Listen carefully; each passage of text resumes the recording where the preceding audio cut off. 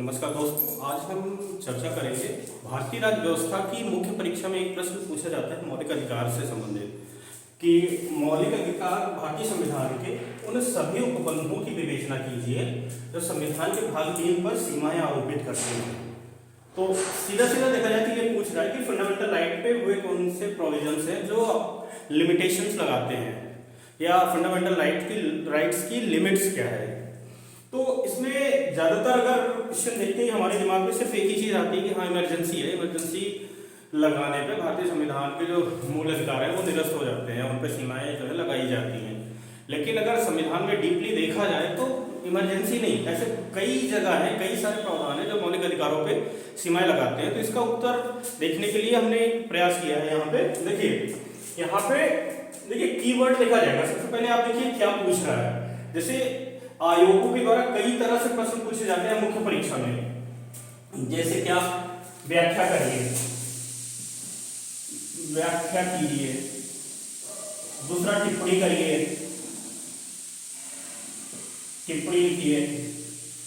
आलोचना करिए, समालोचना करिए, स्पष्ट करिए।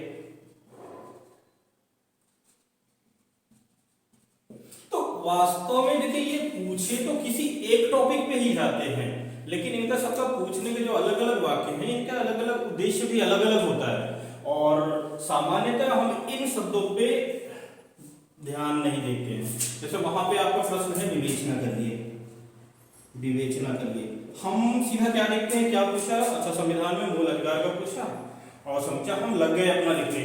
क्या पूछा ये ध्यान ही नहीं दे रहे हैं, क्या कीवर्ड है, क्वेश्चन में कितने पार्ट हैं, क्या है इसमें ध्यान नहीं देते। हम सीधा बस टॉपिक मिला नहीं लिखना शुरू कर दिए और लास्ट में ये होता है कि हम जब परीक्षा दे के आते हैं ना तो हमें तो लगता है कि हाँ हमने पूरा प्रश्न किया है, बहुत अच्छा किया है, लेकिन लास्ट में ये होता है कि नंबर ही नहीं मिल रहा है। तो फिर हम आयोग को पूछते हैं या फिर वो करते हैं कि यार क्या हुआ, मतलब हमें अच्छा नंबर नहीं मिला या मैंने लिखा इतना अच्छा था, कॉपी अच्छे से नहीं चेक हुई, बहुत सारी चीजें हुई।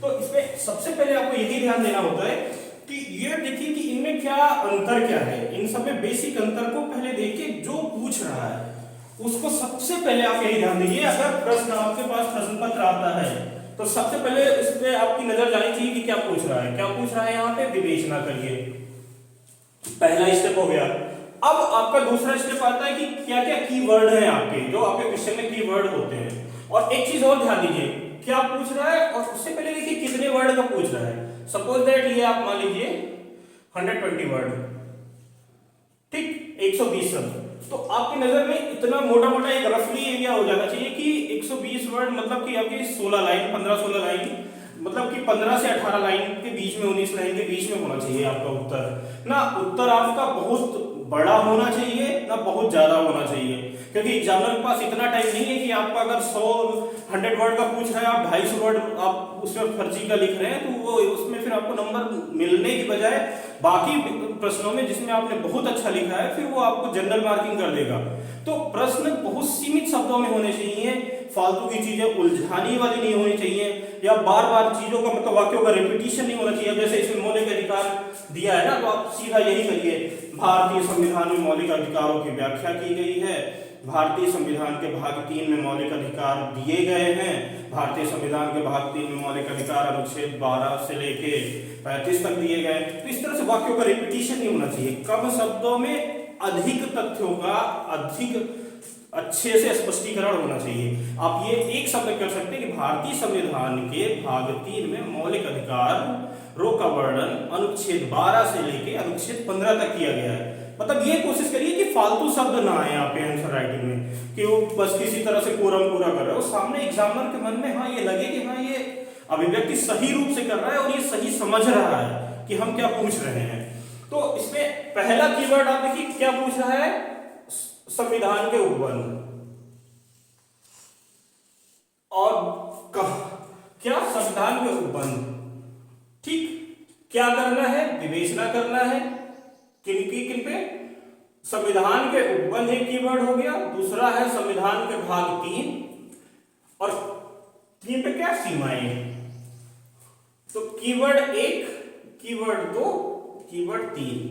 अब देखिए विवेचना करना है मतलब कि आपको अपने से कुछ उसमें नहीं करना है, जो संविधान में प्रावधान है उसी की विवेचना करना है, संविधान के प्रावधानों को ही स्पष्ट करना है, पहली चीज। दूसरी चीज, आपके सारा आंसर इन्हीं 3 शब्दों पे केंद्रित होना चाहिए, वो संविधान के अंदर होने चाहिए, और उसके बाद भाग 3 पे सीमा लगा रहे हो, मतलब भाग 3 से संबंधित हो और उस पे सीमा लगाते हो।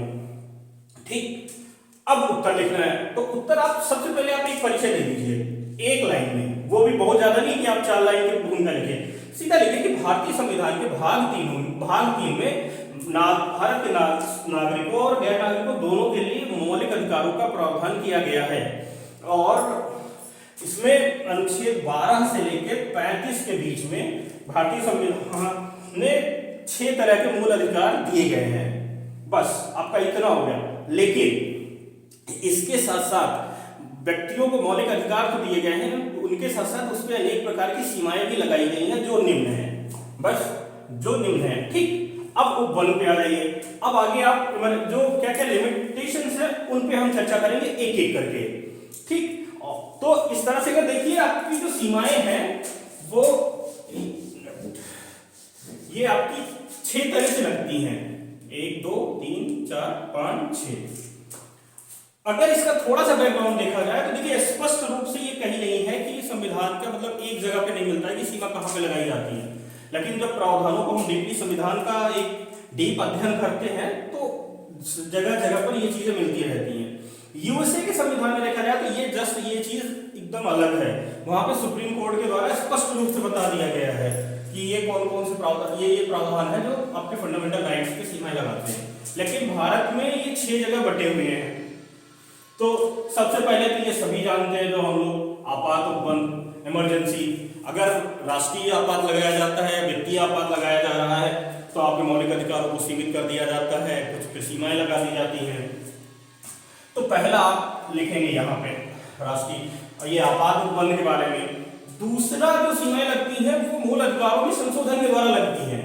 मान लीजिए मूल अधिकारों में कोई अधिकार है, उस पर अगर संसद द्वारा विधि बना के किसी भी तरह का संशोधन कर रही है और ऐसे शब्द जोड़े जा रहे हैं, ऐसे प्रावधान जोड़े जा रहे हैं तो उस पर सीमाएं लगाते हैं, तो ये भी उसकी लिमिट्स में आते हैं। लेकिन मूल अधिकारों में संशोधन उन्हीं पे हो सकता है जो मूलभूत ढांचे में नहीं आते हैं, सारे मूल अधिकार पे नहीं। तो दूसरा आपका आ जाएगा मूल अधिकारों में संशोधन के द्वारा, जैसे 13, 2 और 3 जोड़ा गया है अनुच्छेद 368 के द्वारा, तो उसमें ये सीमाएं आरोपित करते हैं। अगला आपका आता है रीजनेबल रिस्ट्रिक्शंस इन आर्टिकल्स। तो संविधान के कुछ अनुच्छेद ऐसे हैं कि वो अनुच्छेद के साथ ही उनमें ये रिस्ट्रिक्शंस जोड़ दी गई हैं कि संविधान में मतलब ये अधिकार दिए गए हैं, लेकिन ये सिर्फ इस पे ये सीमाएं भी है, यहीं तक हैं। इसके लिए जैसे एग्जांपल आपका आर्टिकल 15, आर्टिकल 19 और आर्टिकल 25 में ये रिस्ट्रिक्शंस दिए गए हैं, आप इनका वर्णन कर देंगे। उसके बाद अगला जब आपका आता है आर्टिकल 31। आर्टिकल 31 जो 31 था वो तो हटा दिया गया था, लेकिन उसके साथ साथ कुछ जोड़े भी गए हैं, जैसे आर्टिकल 31A, 31B, 31C। ये 3 उपबंध ऐसे हैं जो आपके मौलिक अधिकारों पे सीमा लगाते हैं। जैसे 31A में भूमि सुधार है, तो भूमि सुधार से संबंधित विधियां जो है वो आर्टिकल 14 और 19 से स्वतंत्र होगी, उस पे सीमा लगा रहा है। आर्टिकल 31B आपकी 9वीं अनुसूची में जो प्रावधान जोड़े जाते थे उनके लिए था, और आर्टिकल 31C ये आपको इस पे डीपीएसपी को वरीयता दी जाती है, तो ये एक सीमा लगाता है। तो ये आपका चौथा हो गया। अगला जो सीमा दिया गया वो मौलिक अधिकार के ही इसी चैप्टर 3 में ही दिया गया है, आर्टिकल 33।